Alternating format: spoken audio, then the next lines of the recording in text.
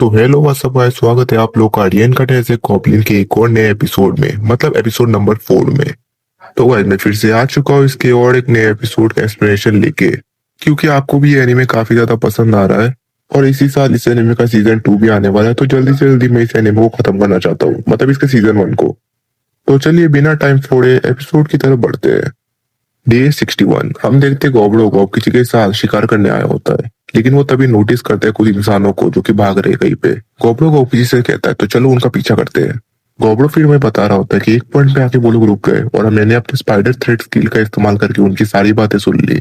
हमें पता चलता है कि वो लोग एल्फ के लीडर की बेटी को किडनैप करने का प्लान बना रहे हैं, जो कि एल्बस फेस्टिवल से लौट रही है।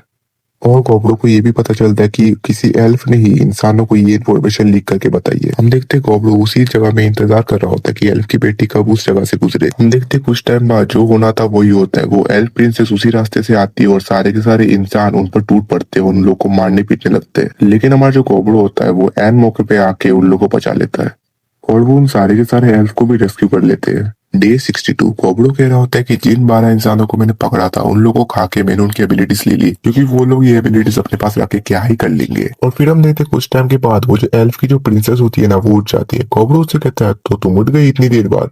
लेकिन हम देखते हैं वो जो एल्फ प्रिंसेस होती है ना, वो कोबलो को देख के बहुत ज्यादा डर जाती है कि तुम कौन हो, तुम कौन हो, तुम कौन हो, तुमने मेरे साथ कोई गलत हरकत तो नहीं की ना। फिर कोबलो उससे कुछ टाइम बैठ के अच्छे से समझाता है कि क्या हुआ असल में। लेकिन हम देखते हुए जो एल्फ प्रिंसेस होती है ना, वो उसे ही गाली देने लगती है कि आपने बस मुझे बचाया, मेरे साथी को नहीं बचाया हालत, और वो उसे ठरकी भी बोल देती है। गोबलो फिर उसे गुस्से में कहता है कि मैंने तुम्हारे साथियों को इसलिए नहीं बचाया क्योंकि तुम्हारे साथियों में से कोई एक जासूस है जिसने इंसानों को तुम्हारी लोकेशन के बारे में बताया। और हाँ, अभी रात हो गई है तो आराम कर लो, बाद में मैं तुम्हें तुम्हारे घर छोड़ दूंगा। लेकिन वो लड़की अभी भी रो रही होती है। अगले सीन में हम लोग देखते हैं गापची कोबरो से कह रहे होते, तुम आज इतनी सुंदर एल्फ को लेके आए हो, मुझे उसके साथ थोड़े तो मजे करने दो। कोबरो उनसे कह रहा होता है, अरे आपका फिर से मूड बन गया, थोड़ा अपनी हवस पे कंट्रोल रखो। वैसे गाइस ये सवाल तो हमारा भी है, इतनी बूढ़ी उम्र में इतना सारा टेस्टोस्टेरोन आ कहां से रहा है? इतनी हवस तो आजकल के बच्चों में भी नहीं होती जितनी इस बुढ़े के अंदर है। डे 63 अगले दिन सुबह उठ के गोबड़ो उस एल्फ को उसके घर छोड़ने जा रहा होता है। रास्ते में गोबड़ो उससे पूछता है उसके विंग्स के बारे में। वो लड़की उसे बताती है कि सिर्फ हाई लेवल एल्फ के पास ही ऐसे विंग्स होते हैं। फिर गोबड़ो हमें समझा रहा होता है कि हाई लेवल एल्फ के पास ही विंग्स होते हैं और बहुत सारी यूनिक स्किल्स भी, और विंग्स की मदद से वो उड़ के हमला भी करते हैं, जिससे वो बहुत ज्यादा खतरनाक बन जाते हैं। वो लड़की गोबड़ो को ये भी बताती है कि वैसे तो हम एल्फ अपनी विंग्स को छुपा के रखते हैं, लेकिन अभी मैं छोटी हूँ तो जब मैं डर जाती हूँ तो मेरे विंग्स अपने आप बाहर निकल जाते हैं। हम देखते हैं फिर 3 घंटे चलने के बाद वो लोग फाइनली एल्फ के विलेज में पहुंच जाते हैं। लेकिन हम देखते हैं उनके पास जाते ही बहुत सारे एल्फ उन पर हमला करने के लिए रेडी हो जाते हैं। लेकिन वो जो एल्फ प्रिंसेस होती है ना, वो उन लोग को रोक के कह रही होती है कि नहीं नहीं, इन पर हमला मत करो। सीन शिफ्ट होता है और हम देखते गोबड़ो और कॉपकीची एल्फ का जो लीडर होता है ना, उसके पास होते हैं।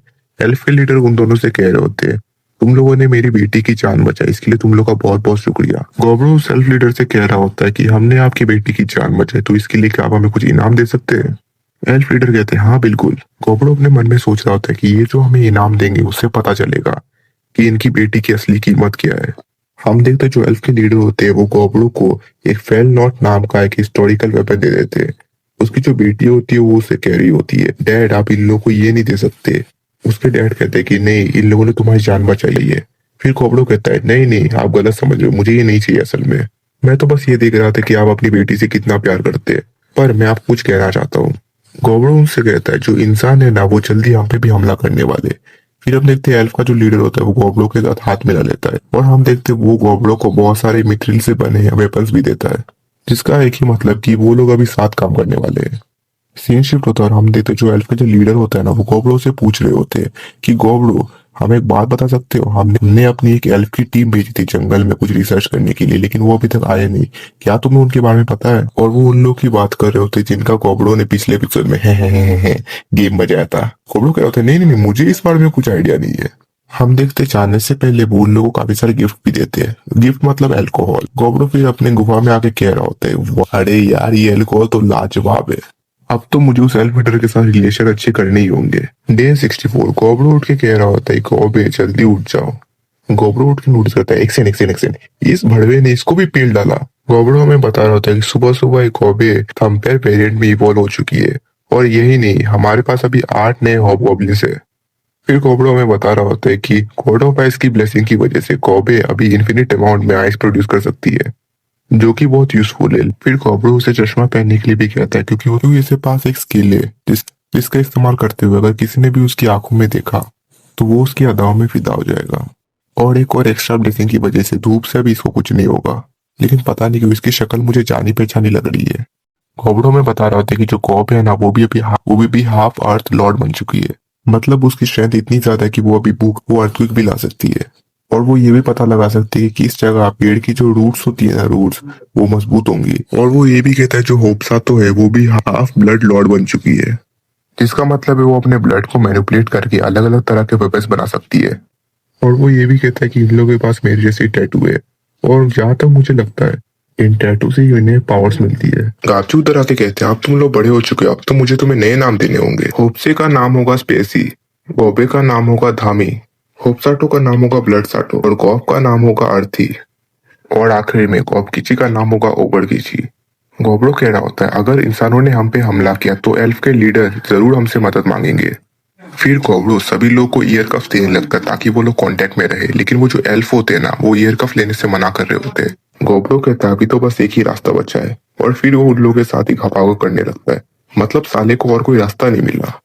अगले सीन में गोबरो अपने लेसर अनडेड प्लांट स्किल का इस्तेमाल करके एक स्केलेटन को समन करता है ताकि जो बाकी के लोग हैं वो उनको ट्रेन कर सके। डे 65 गोबरो कह रहा होता है मैं बहुत सारे अलग अलग तरह के स्केलेटन्स को समन कर सकता हूँ। स्केलेटन्स की मदद से इन लोगों की ट्रेनिंग और अच्छे से होगी, लेकिन बस एक ही दिक्कत है ये स्केलेटन्स जब सूरज की रोशनी के नीचे आते हैं तो बस 10 सेकंड के अंदर ये राख बन जाते हैं, तो मैं सुबह में इनका इस्तेमाल नहीं कर सकता। फिर कोबरो में बता रहा होता है कि उनके विलेज में भी 100 से भी ज्यादा लोग हैं, लेकिन उनमें से सबसे ज्यादा कमजोर है कबोल्ड। इन लोगों को और ट्रेनिंग की जरूरत है। डे 66 गोबरो और बाकी सब उस गुफा की तरफ जाते हैं जहां से वो स्केलेटन निकले थे और आरती की पावर की मदद से वो लोग उस गुफा को बंद कर देते हैं। फिर हम देखते हैं जो कोबोल्ड लोग होते हैं वो ट्रेनिंग के लिए वुल्फ लोगों का शिकार कर रहे होते हैं। अगले सीन में कोबरो बहुत खुश हो रहा होता है कि वो जो ब्लैक स्मिथ वाली लड़की है ना उसने उसके वेपन को बिल्कुल ठीक कर दिया होता है जो कि रेड बेयर से लड़ते वक्त डैमेज हो गया था और उसने उसको स्पिरिट स्टोन की मदद से और ताकतवर भी बना दिया होता है। और कोबरो ये भी कहता है कि वो अब एक एलिमेंटल स्मिथ बन चुकी है। डे 67 गाइस इससे कुछ याद आया। 67 वॉकिची कोबरो से कह रहा होता है कोबरो एक बात कहूंगा हंसना मत, मुझे ना आरती से प्यार हो गया है। कोबरो कहते हैं तो इसमें नई बात क्या है। वॉकिची कहते क्या तुम्हें हमेशा से पता था। कोबरो को कहते हैं हाँ मुझे बहुत टाइम से पता था। गौकिची कह रहा होता है जब से आरती इवॉल्व हुई है तब से वो बहुत ज्यादा खूबसूरत बन चुकी है, मतलब मैं तो खुद पे कंट्रोल नहीं कर पा रहा। गौरव फिर उससे कहता है देख भाई गौकिची आज ही प्रपोज मार दे, रिजेक्ट किया तो रिजेक्ट किया लेकिन मार दे। फिर हम रात का सीन देते जहाँ गौकिची फाइनली उसको कन्फेस कर देता है और वो हाँ भी कह देती है। डे 68 हम देखते गौबरो और गौकिची ट्रेनिंग कर रहे होते हैं। गौबरो नोटिस करता है कि गौकिची अब पहले से ज्यादा स्ट्रांग हो चुका है। गौकिची कह रहा होता है कन्फेस करने के बाद मुझे हल्का हल्का लग रहा है। गोबरो मन में सोच रहा होता है अब इसे क्या हो गया। अगले सीन में गोबरो बाकी लोगों के साथ शिकार करने आया होता है और वो बहुत सारे मॉन्स्टर्स को मार के नई नई स्किल्स हासिल करता है, जिसमें से एक स्किल होती है एक्सोस्केलेटन। गोबरो स्किल का इस्तेमाल करता है और वो अपने लिए एक आर्मर बनाता है जो कि बहुत ज्यादा स्ट्रांग होता है। लेकिन फिर जैसे ही गोबरो उस आर्मर को गायब करता है उसके साथ उसके कपड़े भी गायब हो जाते हैं और फिर वो नए कपड़े पहन के एक और स्किल का इस्तेमाल करता है। इससे गोबरो के पास पंख आ जाते हैं और गोबरो उड़ने लगता है।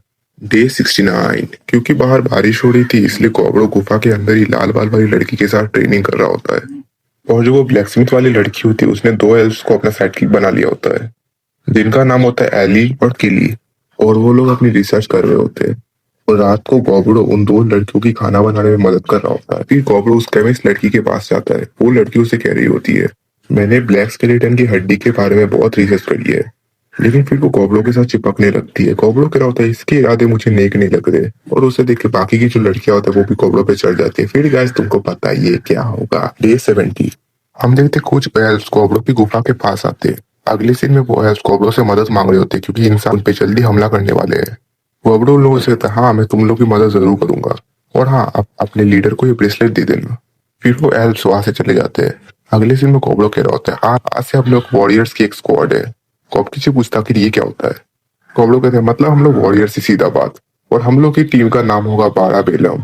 गोबरो फिर अपने मन में कह रहा होता है अब लड़ाई में मजा आने वाला है। और गाइस इसी के साथ ये एपिसोड खत्म होता है। अगर आपको वीडियो पसंद आई तो लाइक कर देना, अगर चैनल पे न्यू हो तो सब्सक्राइब कर देना। सब्सक्राइब करना बहुत जरूरी है गाइस, और इस वीडियो में दोस्तों के पास व्यूज कर देना ताकि आपको नया एपिसोड मिल सके जल्दी से जल्दी। तो गाइस मिलते हैं नेक्स्ट वीडियो में। Okay bye.